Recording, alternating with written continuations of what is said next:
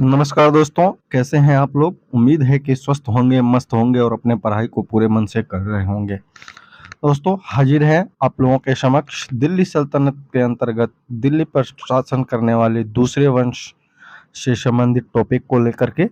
तो दिल्ली पर शासन करने वाला दूसरा वंश जो था वो था खिलजी वंश। इससे पहले के वीडियो में हम दिल्ली पर शासन करने वाले पहले वंश गुलाम वंश के बारे में पढ़ चुके हैं। अगर आपने वो वीडियो नहीं देखा है और पहली बार मेरे चैनल को विजिट कर रहे हैं तो आप आई बटन पर क्लिक करके उस वीडियो को देख सकते हैं। उसके बाद इस वीडियो को देखने से आपको चीज़ें अच्छे से समझ में आ जाएगी। तो उम्मीद करते हैं कि आप लोग मेरे साथ बने रहेंगे और अगर वीडियो अच्छा लगेगा तो चैनल को सब्सक्राइब करेंगे, वीडियो को लाइक करेंगे। तो चलिए शुरू करते तो चलिए दोस्तों शुरू करते हैं। दोस्तों, खिलजी वंश की स्थापना जो है वो 13 जून 1290 ईस्वी को जलालुद्दीन फिरोज खिलजी ने की थी। इसने गुलाम वंश के शासक को हरा करके खिलजी डायनेस्टी या खिलजी वंश की नींव डाली थी। वास्तव में दोस्तों, जलालुद्दीन फिरोज खिलजी जो होता है वो गुलाम वंश में एक सेनापति के पद पर होता है, लेकिन जब गुलाम वंश के अंतिम जो शासक होता है कुमर्श, वो एक शक्तिहीन शासक होता है, तो उसको मार करके इसने जलालुद्दीन फिरोज खिलजी जो है वो गद्दी को हथिया लेता है और एक नए वंश की शुरुआत करता है जिसको हम लोग खिलजी वंश के नाम से जानते हैं।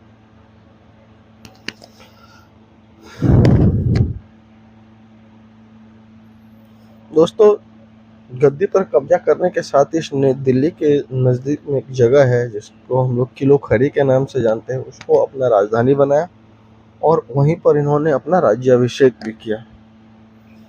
दोस्तों, जब जलालुद्दीन खिलजी सुल्तान बना तो इसकी उम्र जो थी वो 70 वर्ष थी। जाहिर सी बात है कि 70 वर्ष की अवस्था में इसमें वो जोश, वो उत्साह नहीं था जो एक 35-40 साल के युवा में होता है, जिस कारण से इन्होंने अपने क्षेत्र के विस्तार को, साम्राज्य के विस्तार पर जो है में इनकी कोई विशेष रुचि नहीं थी।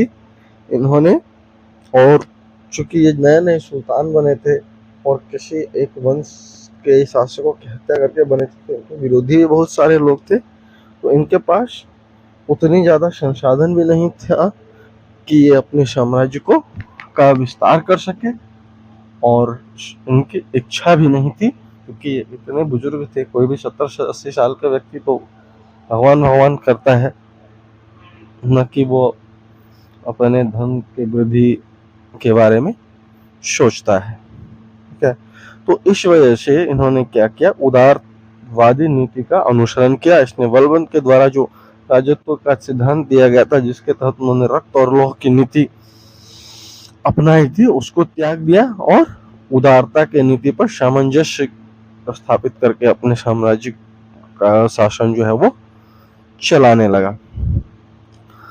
परंतु जलालुद्दीन खिलजी का एक भतीजा होता है, जिसको हम लोग अलाउद्दीन खिलजी के नाम से जानते हैं। वो इसकी उदारवादी नीति से खुश नहीं था और वो एक महत्वाकांक्षी व्यक्ति भी था।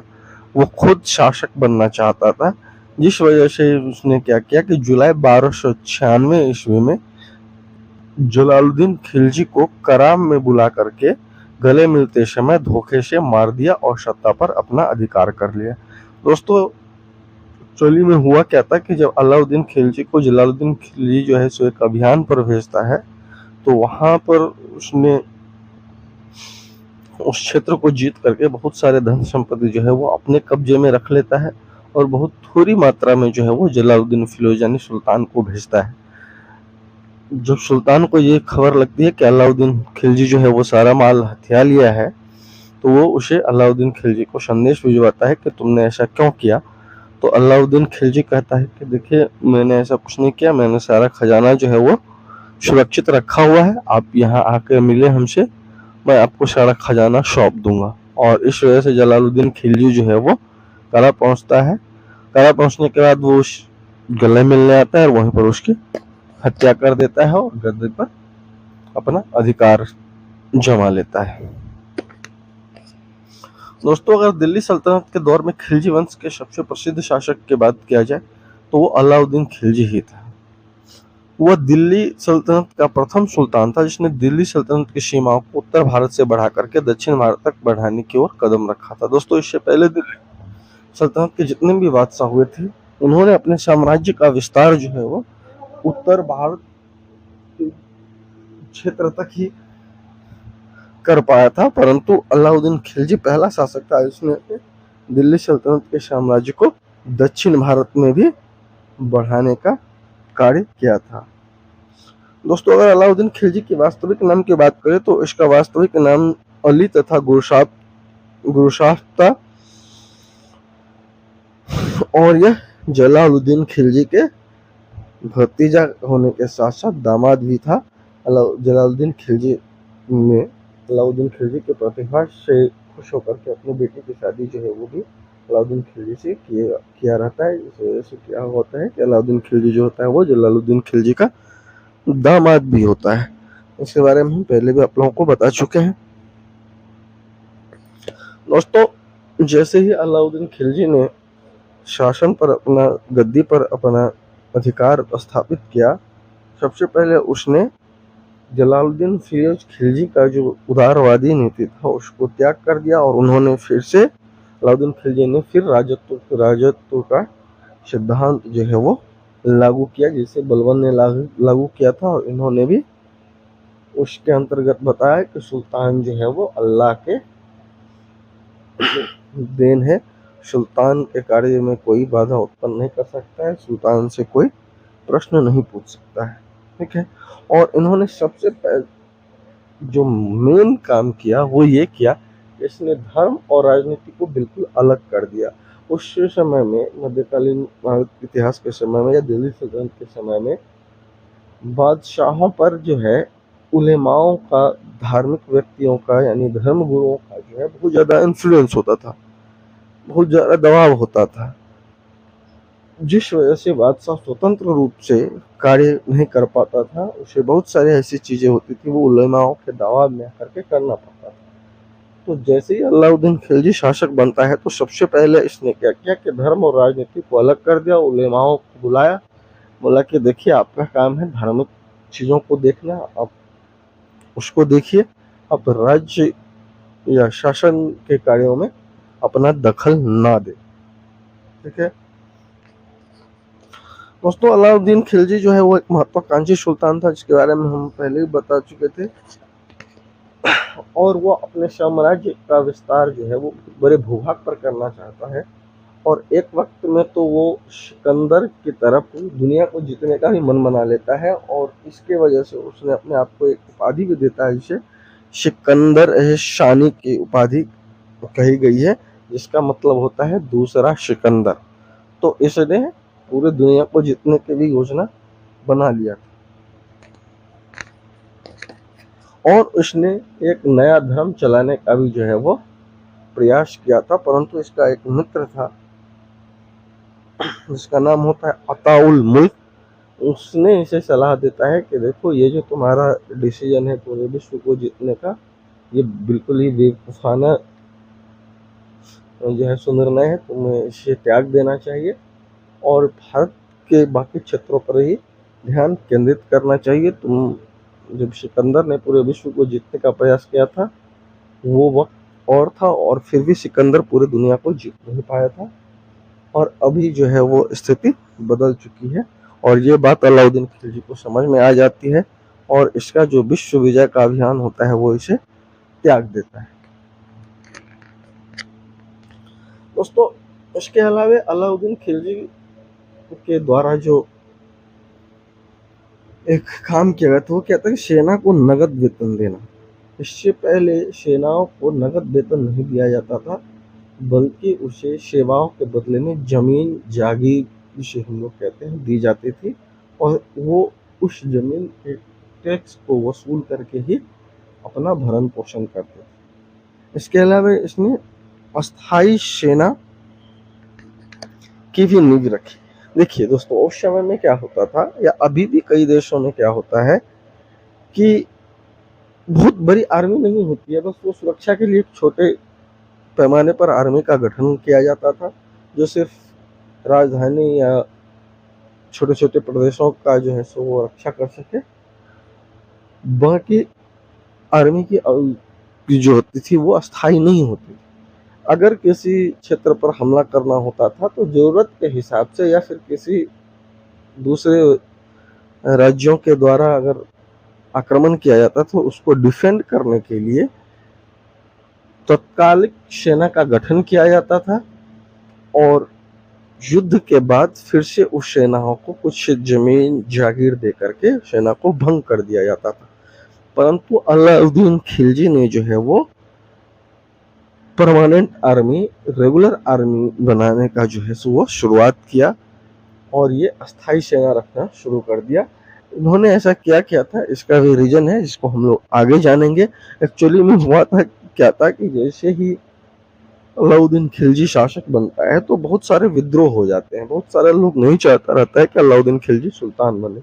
एक तो उसने जलालुद्दीन खिलजी की हत्या कर दी थी, तो उसका बेटा था या उसके जो संबंधित थे उन लोगों ने विद्रोह कर दिया। तो इन सब विद्रोहों को दबाने के लिए, और दूसरा जो था एक महत्वाकांक्षी शासक था, अपने साम्राज्य का विस्तार जो है वो बहुत बड़े भूभाग पर करना चाहता था, तो इसके लिए इसे एक रेगुलर आर्मी की आवश्यकता थी। तो इसीलिए इसने अस्थाई सेना जो है वो अस्थाई सेना का गठन करके हमेशा के लिए गठन कर लिया था।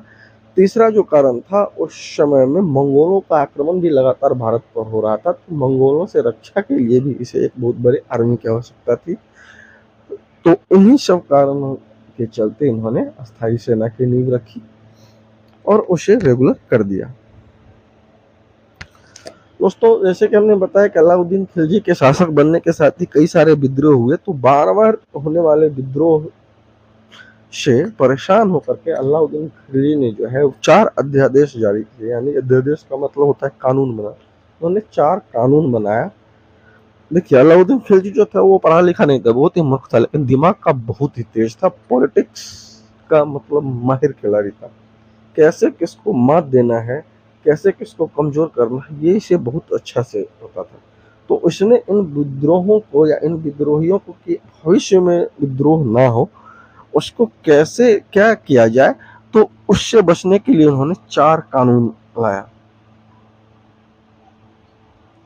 उस कानून के अंतर्गत सबसे पहले इसने क्या किया कि अमीर लोग ये थे, मतलब जो तुर्की सरदार लोग थे, गवर्नर या सूबेदार कह लीजिए, जिनका इन्फ्लुएंस राज्य में शासन में बहुत अधिक होता था, उन सबको को जो है वो उपहार, पेंशन और जमीनें दी जाती थी। पहले अलाउद्दीन खिलजी ने अध्यादेश ला करके सबसे पहले इसको बंद करवा दिया, क्योंकि ये जानता था कि ये लोग ऐसी उपहार या पेंशन या जमीन के आय से अपनी स्थिति मजबूत कर लेता है और फिर ये आपस में एक दूसरे से संगठन बना करके शासन के खिलाफ विद्रोह कर देता है। तो क्यों ना इनके मजबूत होने का जो सोर्स ऑफ इनकम है उसी को खत्म कर दिया जाए, ताकि ये मजबूत न हो पाए। तो सबसे पहले उसने क्या किया, इसको बंद कर दिया। इसके अलावा उसने एक गुप्तचर विभाग का गठन किया, जिसका काम होता था कि अगर कोई व्यक्ति सुल्तान के खिलाफ षड्यंत्र कर रहा है, विद्रोह की योजना बना रहा है, तो उसका पता लगाना और सुल्तान को इसकी सूचना देना, जिसे बरीद ए मुमालिक कहा जाता था। तीसरा जो इसने काम किया वो किया था कि उसने अपने राज्य में शराब, मदिरा, भांग, जुआन, जो भी नशीले पदार्थ होते हैं उसके उपयोग पर जो है वो प्रतिबंध लगा दिया, क्योंकि इसका मानना था कि शराब पीने के बहाने जो है ये लोग एकत्रित होते हैं और वहीं पर राजा के खिलाफ, सुल्तान के खिलाफ साजिशें रची जाती है। तो इसने इस तरह के महफिलों पर जो है क्या किया, बिल्कुल प्रतिबंध लगा दिया कि ताकि ये एक लोग एकत्रित न हो पाए और कोई षड्यंत्र न रच पाए। इसके अलावा इन्होंने विवाह समारोह या कोई भी जो सामूहिक कार्य होता है उनमें भी इन लोगों को जाने से पर प्रतिबंध लगा दिया। यानी कि सीधा सीधा ऐसी व्यवस्था कर दी कि ये लोग इकट्ठा ही ना हो पाए, जो भी हमारे विरोधी लोग हैं वो आपस में कभी मिल ही ना पाए, ताकि हमारे खिलाफ कोई योजना बना सके। दोस्तों, ये तो हो गई कि कानून लगा कर अपने विद्रोहियों को कमजोर करना, यानी कि ये तो आंतरिक शांति का मामला था। लेकिन बाहरी जो चुनौतियाँ थी, चुनौतियाँ क्या कर लीजिए कि अलाउद्दीन खिलजी का जो महत्वाकांक्षा था अपने साम्राज्य के विस्तार का, इसके लिए क्या था, इसको एक सुदृढ़ सेना की आवश्यकता थी, सुदृढ़ और कुशल सेनाओं की आवश्यकता थी। और जितनी बड़ी आर्मी होगी, और चूंकि इन्होंने नगद वेतन की प्रथा भी शुरू कर दिया था, तो उसके लिए राजकोष में धन भी होने चाहिए ताकि सारे सेनाओं को समय ससमय वेतन दिया जा सके। तो इसने इसके लिए क्या किया कि टैक्सेस लगाया, कई सारे टैक्सेस लगाए, और इन्होंने टैक्स जो है वो 50% तक बढ़ा दिया, यानी कुल उपज का आधा हिस्सा जो है वो टैक्स के रूप में लेने लगा। परंतु इसमें आप लोग एक चीज ध्यान देंगे, जब हम लोग तुगलक वंश के बारे में पढ़ेंगे तो मोहम्मद बिन तुगलक ने भी जो है वो 50% टैक्स लागू किया था। तो आप अगर क्वेश्चन आपको पूछा जाएगा कि किसने जो है सो टैक्स जो है वो 50% लागू कर दिया था, और आपको दोनों ऑप्शन दे सकता है, तो इसमें थोड़ा सा आपको ध्यान रखना है। अलाउद्दीन खिलजी ने जो टैक्स लगाया था 50%, इन्होंने भूमि की पैमाइश करवाई थी, यानी भूमि की जांच के आधार पर, उसके नाप के आधार पर, उसकी गुणवत्ता के आधार पर कि कौन सी भूमि उपजाऊ है, कौन सी भूमि बढ़ती है, तो इस आधार पर उसने टैक्सेस लगाया था। इसमें ऐसा नहीं था कि उन्होंने सारे भूमि पर ये टैक्स लगा दिया, परंतु मोहम्मद बिन तुगलक जो था वो इसने अलाउद्दीन खिलजी के नीतियों का अनुसरण करते हुए सीधे ऐसे ही 50% टैक्स लगा दिया था, चाहे वो जमीन उपजाऊ है या नहीं, ये पता उसने नहीं लगवाया था। तो वो थोड़ा सा बेवकूफ़ टाइप का आदमी था, बताएंगे उसके बारे में जब तुगलक वंश के बारे में पढ़ेंगे, लेकिन ये होशियार आदमी था, उसको ये बेसिक चीज़ पता थी कि अगर हर भूमि पर 50% टैक्स लगा दिया जाए तो ये संभव नहीं। तो क्वेश्चन ऐसे पूछा जाता है, बीपीएससी में ये क्वेश्चन पूछा गया था कि किसने सर्वप्रथम भूमि के पैमाइश के आधार पर टैक्सेस जो है वो 50% तक बढ़ा दिया था। तो भूमि की पैमाइश जब भी लगा देगा तो उसका आंसर हो जाएगा अलाउद्दीन खिलजी। अगर सीधे बोल देगा किसने 50% टैक्स लगाया और दोनों ऑप्शन में है तो दोनों सही होगा। और बीपीएससी अगर आप लोग दे रहे हैं तो बीपीएससी में तो 5 ऑप्शन होते हैं और ई जो होता है वो इसका सही उत्तर होगा, तो इसको आप लोग ध्यान में रखेंगे। तो चलिए आगे बढ़ते हैं। और इन्होंने इन टैक्सेस को कलेक्ट करने के लिए एक डिपार्टमेंट बनाया, एक विभाग का गठन किया जिसे दीवाने मुस्तक राज कहा जाता है। और इसका जो प्रमुख होता था इस डिपार्टमेंट, उस पदाधिकारी को मुस्तक राज कहा जाता था। दोस्तों इसके अलावे अलाउद्दीन खिलजी ने सैनिकों का हुलिया लिखने की प्रथा भी आरंभ करवाई थी, क्योंकि उस वक्त सेना के भर्तियों में भी काफी भ्रष्टाचार होता था। जैसे देखिए अलग अलग सेनाएं होती थी, पैदल सेना, घुड़सवार, ठीक है, तो एक ही सेना को पैदल सेना में ही गिनती कर लिया जाता था और घुड़सवार में भी गिनती कर लिया जाता था। तो इस भ्रष्टाचार को खत्म करने के लिए अलाउद्दीन खिलजी ने क्या किया कि हर सैनिक का एक जो है वो पहचान निश्चित कर दिया, जैसे अभी के आधार कार्ड से तुलना कर लीजिए, ठीक है। और इसके तहत उन्होंने हर सेना का जो है, अगर पैदल सेना में 1 लाख आदमी है तो वो 1 लाख सैनिकों का जो है वो पिक्चर बनवाता था, तस्वीर बनवाता था और उस पर सबका नाम लिख देता था, तो इससे पहचान करने में आसानी होती थी। इसके अलावा उन्होंने घोड़ा दागने की प्रथा भी आरंभ की गई थी, और ये भी जो है वो घोड़ा के खरीद बिक्री में भ्रष्टाचार को रोकने के लिए ही किया गया था। दोस्तों इसके अलावा अलाउद्दीन खिलजी के द्वारा जो है वो मूल्य नियंत्रण प्रणाली जो है उसको भी लागू किया गया था, और इसको काफी दृढ़ता से लागू किया गया था। देखिए इसका एक वजह ये भी था कि उन्होंने एक बड़ी सेनाओं का गठन किया था। कारण क्या था इसके बारे में हम पहले भी बता चुके हैं कि एक तो इनके बहुत सारे विरोधी थे जो बराबर इनके खिलाफ विद्रोह करते थे, और दूसरा बाहरी आक्रमण, मंगोलों का आक्रमण भी लगातार हो रहा था। तो उससे अपने साम्राज्य की रक्षा करने के लिए इनको जो है एक विशाल सेना की आवश्यकता थी, और इन्होंने परमानेंट आर्मी, अस्थायी सेना बनाई। तो जाहिर सी बात है कि जितनी बड़ी सेना होगी उसे उतने खर्च के लिए अधिक वेतन देना होगा। तो उन्होंने यहाँ पर सोचा कि क्यों न कुछ ऐसा किया जाए कि सैनिकों का खर्च कम हो, उसके खाने पीने का खर्च कम हो, तो हमें वेतन के रूप में कम भुगतान करना पड़ेगा। तो इसके लिए इन्होंने मूल्य नियंत्रण प्रणाली लागू किया, जिसके तहत कोई भी व्यापारी जो है वो किसी वस्तु का मूल्य जो है वो एक तय कीमत पर ही बेच सकता है, रख सकता है। वस्तु का मूल्य जो है वो एक तय कीमत पर ही रख सकता है। ऐसा नहीं है कि वो अपने मन से मनमाने ढंग से किसी भी वस्तु का मूल्य रखेगा। जैसे कि अभी भी अब भारत सरकार के अंतर्गत है, कोई भी कंपनी जब कोई प्रोडक्ट बनाती है तो उसका जो प्रोडक्शन कॉस्ट को हटा करके एक निश्चित मात्रा में मार्जिन रख के उसका एमआरपी फिक्स किया जाता है। ऐसा नहीं कि कंपनी जो चाहे वो प्राइस रख सके, इसके लिए उसे भारत सरकार से अनुमति लेना पड़ता है। तो इसी तरह की प्रणाली जो है वो अलाउद्दीन खिलजी ने उस समय में लागू किया था, ताकि चीज़ों का मूल्य जो है वो नियंत्रित रहे और इतनी बड़ी सैनिकों के लिए जो खर्च है वो कम हो, ताकि हमें भुगतान कम करना पड़े। ठीक है, देखिए अभी भी जो गवर्नमेंट डिपार्टमेंट में सैलरी मिलती है तो वो महंगाई के रेशियो में ही मिलती है। आप लोग सुनते होंगे कि बराबर डीए जो है 3 महीने पर डीए का रिव्यू होता है, और फिर महंगाई जितने प्रतिशत महंगाई में वृद्धि होती है तो डीए में भी उतने प्रतिशत की वृद्धि होती है। क्योंकि मैं खुद एक सरकारी सेवक हूँ तो मुझे ये चीज़ें पता है, आप लोगों को भी हो सकता है कि पता हो। तो सैलरी का निर्धारण, वेतन का जो निर्धारण होता है वो महंगाई के अनुरूप ही होता है। आपने वेतन आयोग का नाम सुना होगा, तो ये वेतन आयोग भी यही काम करता है कि वो हर 10 साल पर एक बार रिव्यू करता है कि महंगाई किस अनुपात में बढ़ी है, तो उसी अनुपात में सैलरी भी बढ़ती है। तो ये चीज़ें अलाउद्दीन खिलजी मूर्ख रहते हुए भी प्रशासक ये बहुत अच्छा था, इसके पास दिमाग बहुत ज़्यादा था। सोचिए कि आज से 1300 साल पहले कोई अगर इस तरह का सोच रखता था तो वो साधारण व्यक्ति तो नहीं हो सकता है, उसे प्रोग्रेसिव व्यक्ति ही कहेंगे।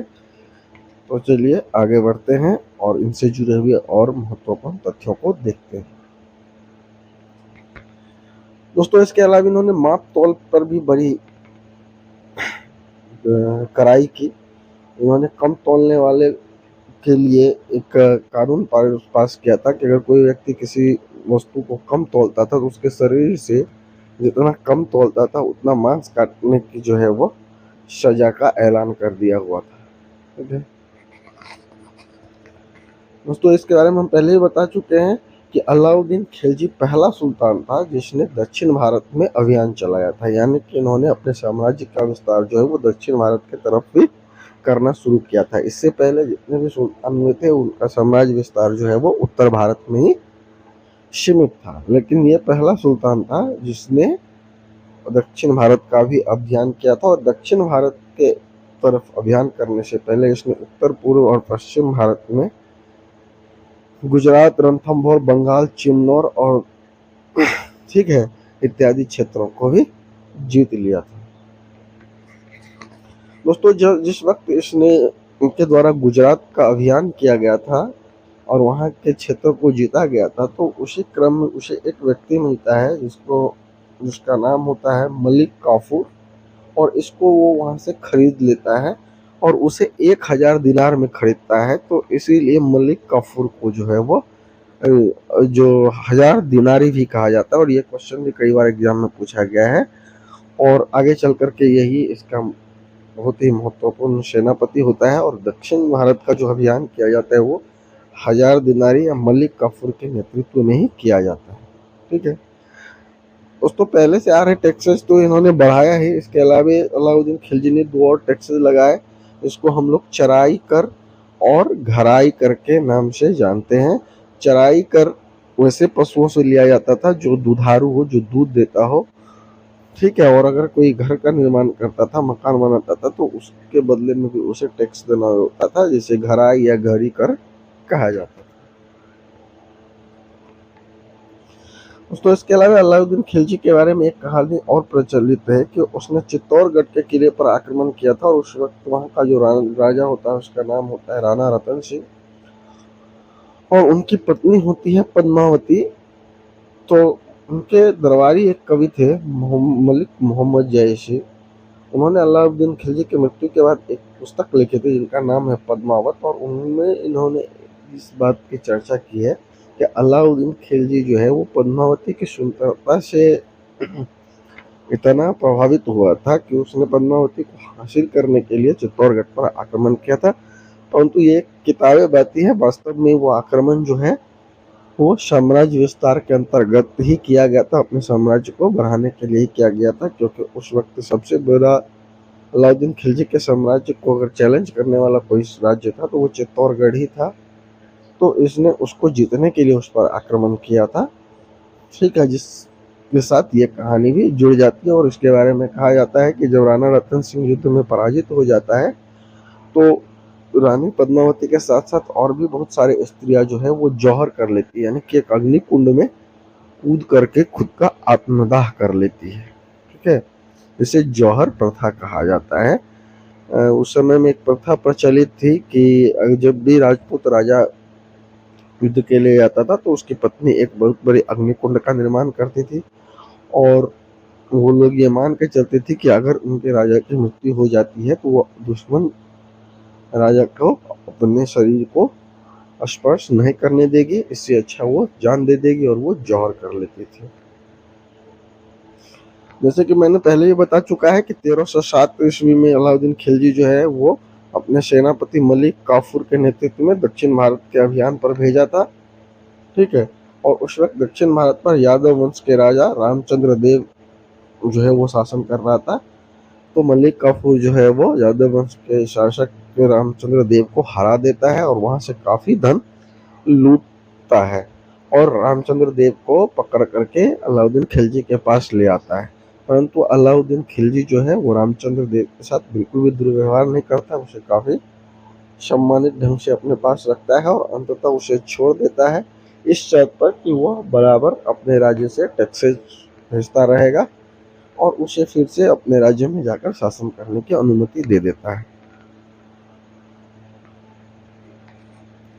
दोस्तों, भारत पर उस समय में मंगोलों के द्वारा जिन जिन सुल्तानों के बारे में आक्रमण किया गया था उसमें अलाउद्दीन खिलजी पर के समय में सबसे अधिक बार आक्रमण किया गया था और जिसकी संख्या है 6 बार, यानी कि अलाउद्दीन खिलजी के शासन के दौरान मंगोलों ने भारत पर 6 बार आक्रमण किया था, जो उस समय के या उनके जो पूर्ववर्ती सुल्तान थे उन पर किए गए आक्रमण में सर्वाधिक था। दोस्तों, अगर अलाउद्दीन खिलजी के द्वारा किए गए स्थापत्य निर्माण के बारे में बात करें तो उनके द्वारा जमायत खाना मस्जिद, अलाई दरवाजा, श्री का किला एवं हजार खम्भा महल का निर्माण कराया गया था। दोस्तों, अलाउद्दीन खिलजी के बाद खिलजी वंश का जो सुल्तान बनता है उसका नाम होता है मुबारक शाह खिलजी। परंतु मुबारक शाह खिलजी जो होता है वो एक अयोग्य शासक होता है और वो खुद को ही अपने आप को सुल्तान घोषित करता है। उसे कोई सुल्तान बनने के लिए प्रस्तावित उनका नाम नहीं करता है, वो खुद से ही अपने आप को सुल्तान घोषित कर देता है। और मुबारक शाह खिलजी के बारे में कहा जाता है कि वो मानसिक तौर पर भी दिमागी तौर पर भी जो है वो थोड़ा सा कमजोर रहता है और इनके बारे में एक कहानी और प्रचलित है कि ये दरबार में कभी कभी नग्न अवस्था में ही पहुंच जाया करता था और कभी कभी ये महिलाओं के वस्त्र पहनकर ही दरबार में आ जाता था। जिसके वजह से क्या होता है कि खिलजी वंश का जो एक सेनापति होता है, सिपा सलार होता है खुसरो खां, वो मुबारक खिलजी की हत्या कर देता है और गद्दी पर बैठ जाता है। दोस्तों, खुसरो खां जो है वो पहले हिंदू होता है, परंतु वह सुल्तान बनने के लिए गद्दी को हथियाने के लिए क्या करता है कि इस्लाम धर्म को कबूल कर लेता है। परंतु उस समय के जो सरदार लोग होते हैं वो उनके इस कन्वर्जन को एक्सेप्ट नहीं करता है और इनके खिलाफ जो है वो विद्रोह कर देता है और इनका एक सेनापति होता है गाजी मलिक। ठीक है, जिससे जो आगे चल करके गयासुद्दीन तुगलक के नाम से प्रसिद्ध होता है। वो क्या करता है, खुसरो खां को जो है वो सुल्तान के पद से हटा करके उसकी हत्या कर देता है और दिल्ली के गद्दी पर एक नए वंश की स्थापना करता है जिसको हम लोग तुगलक वंश के नाम से जानते हैं। तो इसके बाद जो हमारा अगला वीडियो होगा वो तुगलक वंश से ही संबंधित होगा। अगर आपको वीडियो अच्छा लगा है तो कृपया करके आप लोग चैनल को सब्सक्राइब कर दीजिए और इससे पहले हमने प्राचीन भारत के से संबंधित सारे टॉपिक को कवर कर चुके हैं। तो आप लोग हमारे चैनल के प्लेलिस्ट में जा करके उन वीडियो को भी देख सकते हैं। धन्यवाद आप लोगों का साथ देने के लिए।